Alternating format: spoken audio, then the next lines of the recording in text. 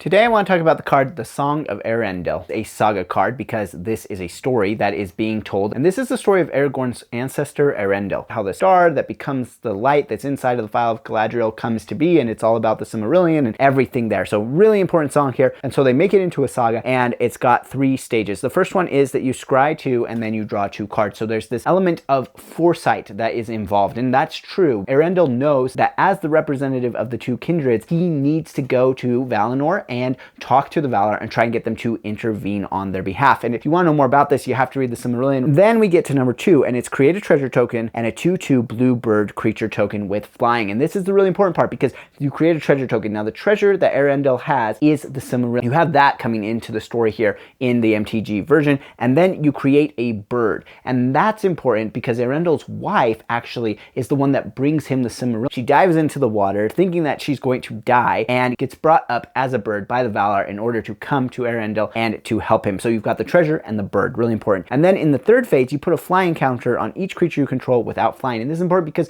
now Eärendil flies through the sky on his ship. And so that's what happens at the end of this saga here. So really good card, really a good job of kind of encapsulating that story down into a magic card that does some really cool things for you. When you get all your creatures flying, you can basically take everybody out, which is exactly what happens at the end of the story when Eärendil shows up at the Battle with Morgoth and totally wipes out things in the sky, including the craziest dragon that has ever been in Middle-earth.